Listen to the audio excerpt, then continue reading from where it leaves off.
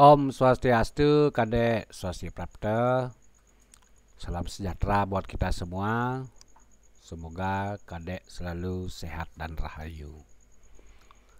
Mohon izin Kadek karena desain sesuai dengan request dari Kadek sudah rampung ya, yaitu rencana Kadek akan membuat rumah baru ya, rumah adat Bali. Nah, jadi sebelum Tiang menjelaskan secara menyeluruh, pertama-tama Tiang akan menjelaskan letak geografis terlebih dahulu agar mudah dipahami. Nggih. Nah, niki yang Tiang tunjukkan niki ya, tanda kompas U ini artinya utara. Jadi utaranya adalah utara nasional ya.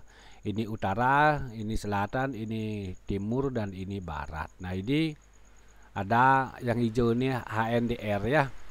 Sebelum HNDR ada gang masuk ke barat nasional ya. Nah, ini posisi tanah Pak Kadek. Nah, seperti ini. Nah, sebelum lanjut Pak Kadek, sesuai dengan data yang Pak Kadek berikan ya, lebar depan pekarangannya ya, tanahnya yang dia maksud. Nah, ini adalah ini sesuai angka ya, 15 meter ya. Dari timur nasional ya sampai ujung barat itu 15 meter. Nah, sementara dari ujung utara, nah ini sampai ujung selatan 20 meter. Berarti 15 kali 2 itu artinya ada 300 meter persegi, 3 arau, nggih. Nah, seperti itu. Nah, jadi di area 3 arau ini Kadek akan membangun ya. Di antaranya rumah utama, dapur, toilet, merajan, dan juga garase. Dan halaman juga agar agak luas seperti itu ya. Baik Kadek, Tiang akan menjelaskan fasad terlebih dahulu. Nah, fasad depan ya.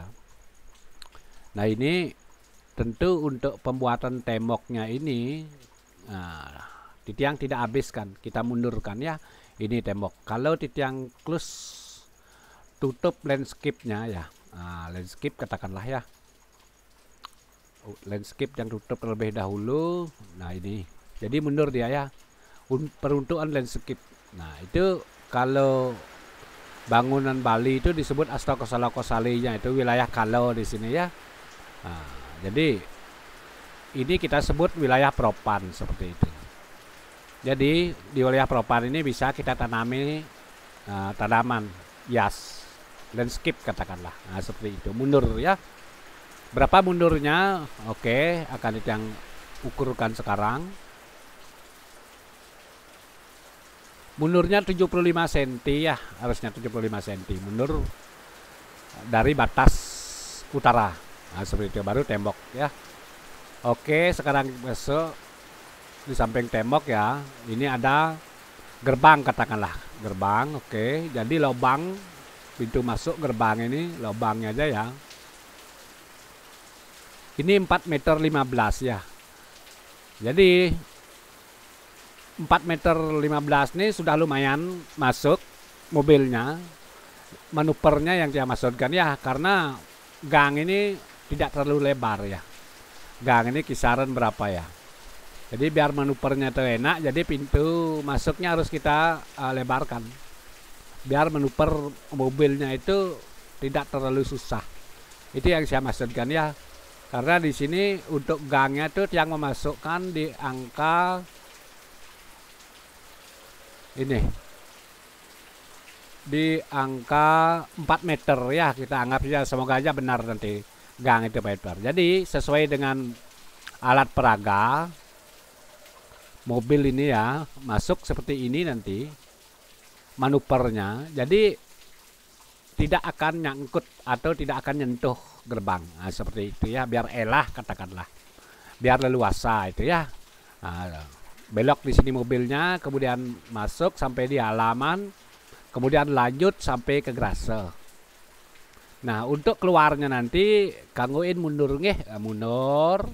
mundur seperti ini, mundur ke barat ya, kemudian keluar ke jalan utama. Seperti itu nanti manuver mobilnya, nggih. Nah, jadi karena sesuai dengan saran Kadek harus memposisikan Graso di sini. Nah, seperti itu ya. Karena Merajaan ini wajib di area bagian selatan. Nah, itu selatan nasional ya. Nah, karena keyakinan antara Bali Utara dengan Bali Selatan itu apa ya? Jadi berbeda ya. Nah, seperti itu. Ulu tebennya berbeda seperti itu ya. Sehingga di sini diposisikan sesuai dengan request Kadek ya. Nah, sekarang pertama setelah Graso ya, Graso ini tentu mampu mengemuat mobil 1, kemudian ada sepeda motor 2. Kemudian di sini kita manfaatkan sebagai loker, naruh helm, naruh barang seperti apa ya. Itu nanti pemanfaatannya di bawah tangga ini. Nah, seperti itu. Kemudian di tangga ini ya, ini adalah akses menuju ke Merajaan. Naik ke selatan seperti ini, naik ke selatan, belok ke timur, kemudian naik ke utara. Jadi ketemulah di Merajaan seperti ini ya. Di depan Merajaan ini tentu ada sedikit teras, katakanlah space ya, space.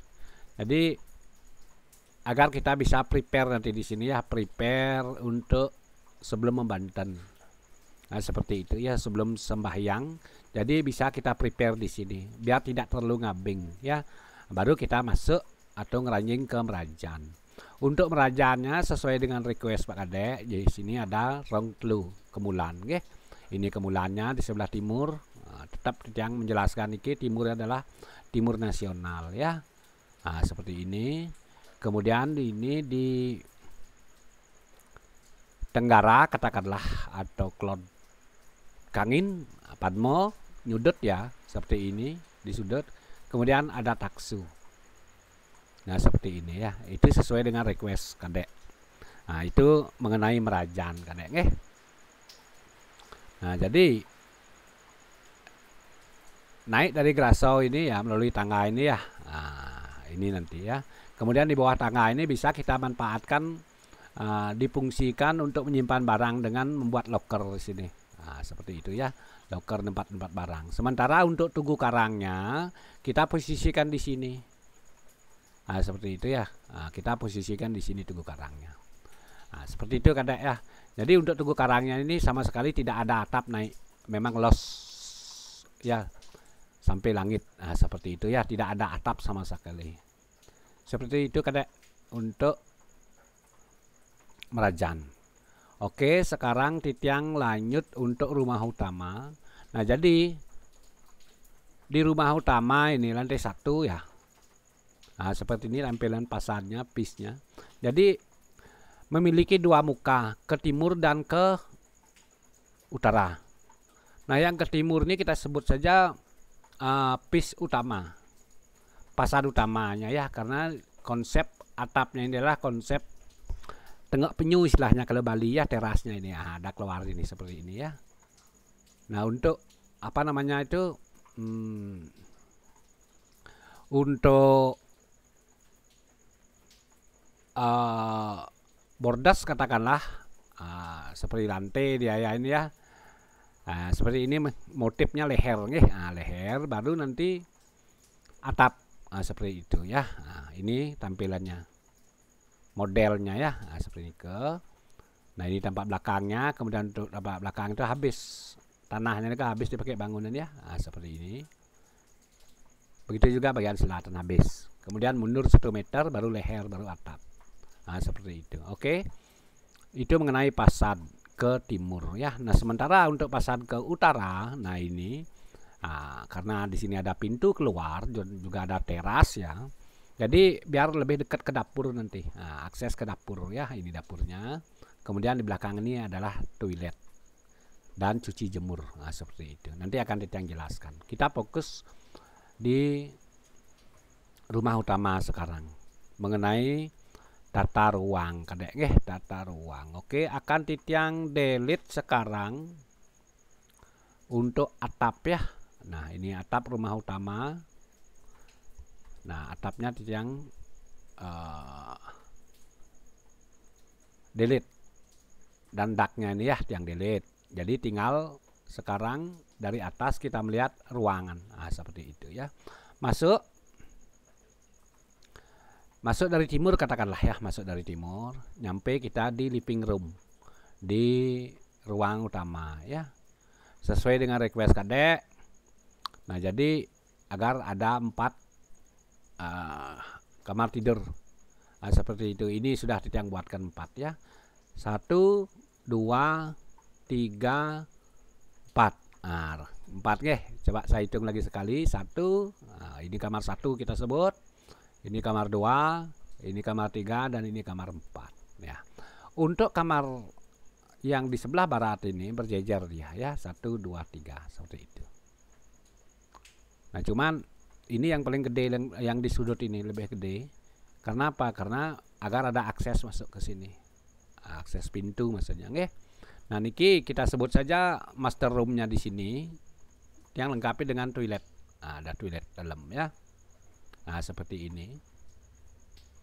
Ini biasa nih tanpa toilet ya, untuk anak-anak katakanlah nanti di sini.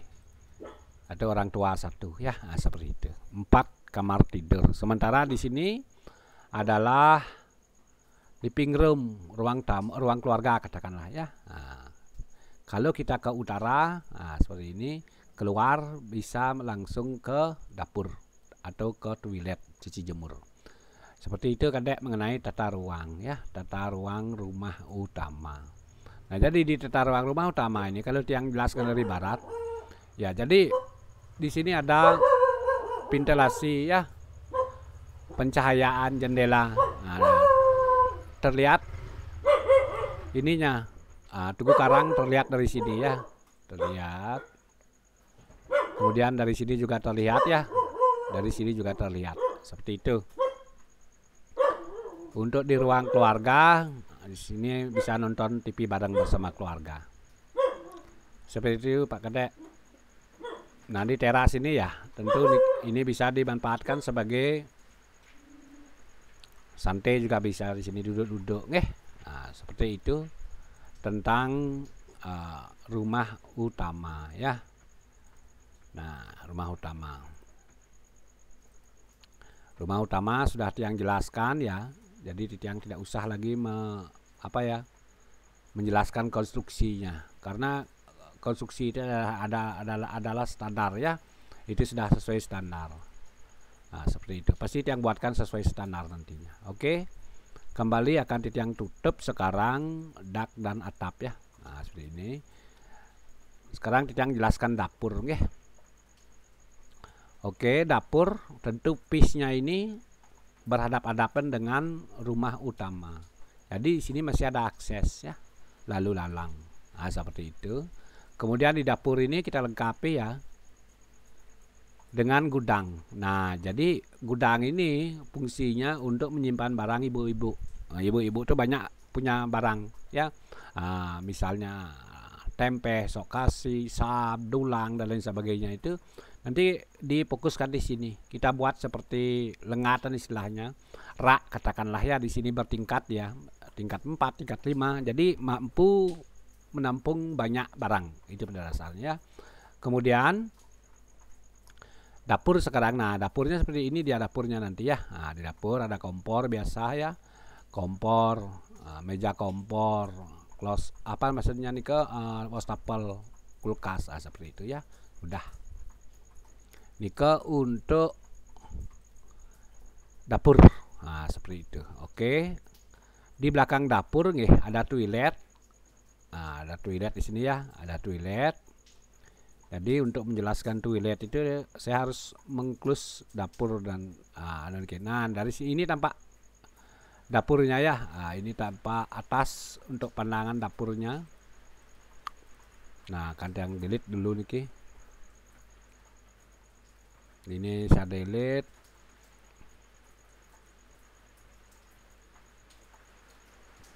Nah, ini dapurnya nggih. Nah, ini ada kompor, ada wastafel lengkap ya, ada kitchen set juga. Nah, seperti itu nggih. Nah, ini terlihat dari atas seperti ini. Oke, untuk menjelaskan toiletnya, saya akan menutup dapur ini. Nah, ini toilet. Ini satu toilet, geh. Ini ada wastafel juga, cermin ya. Kemudian kloset duduk di sini. Jadi kita sebut saja ini adalah toilet eksternal ya. Kalau ada tamu misalnya, ini bisa kita arahkan ke sini. Atau keluarga, pas kita ada acara-acara berkala sifatnya, misalnya ada acara keluarga ya. Jadi kan ada keluarga datang, jadi biar untuk toiletnya kita arahkan di sini nanti. Kan nggak mungkin ke kamar nih. Nah, seperti itu. Kemudian untuk aktivitas sehari-hari kita lengkapi dengan tempat cuci. Ini tempat cuci, kemudian ini tempat jemur ya. Artinya sudah ilit katakanlah, tidak terlalu fokus, tidak terlalu terlihat dari halaman untuk cuci jemurnya. Nah, seperti itu. Kemudian di atasnya kita atap dengan atap transparan. Nah, agar sinar matahari itu masuk ya, ketika hujan tidak kehujanan, itu prinsipnya ya. Nah, seperti itu nanti toiletnya. Oke, tidak akan tampilkan lagi untuk dapurnya. Kemudian ketika Titiang tampilkan landscape di halaman, jadi Pak Kadek kan menginginkan ada landscape biar luas. Nah, ini luasnya lumayan luas untuk ukuran 3 aro ini. Lapang, leluasa, lingah, jimbar ya. Rapi. Nah, seperti itu ya. Akses mobil juga ini dari sini ya. Ini lumayan, ini agar sejuk ya, untuk suplai oksigen dan penyerapan karbon dioksida CO2 ya. Nah, seperti itu. Di luar juga, nah ini ada palem, ini piece-nya di luar, ada landscape-nya juga ya. Kemudian di dinding bagian timur ini juga ada taman kecil ya. Nah, seperti ini ada palem, nanti di bawah ada rumput seperti itu ya. Jadi biar ada hijau-hijaunya nggih. Nanti kalau untuk di pagar samping ini bisa kita lengkapi dengan lampu. Lampu di sini beberapa titik lampu sehingga malamnya itu terlihat cantik nanti. Nah, seperti itu Pak Kadek bisa Titiang jelaskan mengenai tata ruang rumah adat Bali secara keseluruhan sesuai dengan request Pak Kadek ya. Silakan dikoreksi terlebih dahulu sesuai dengan video yang Titiang kirimkan ini. Nanti setelah koreksi, jika ada bagian-bagian yang memang harus direvisi, kabari saja Tiang akan revisi nanti nggih Pak Kadek nggih. Semoga saja penjelasan Tiang niki bisa Kadek pahami ya. Baik Pak Kadek, terima kasih atas waktunya. Jadi sinap Titiang dengan Pramono Santi, Om Santi Santi Santi Om.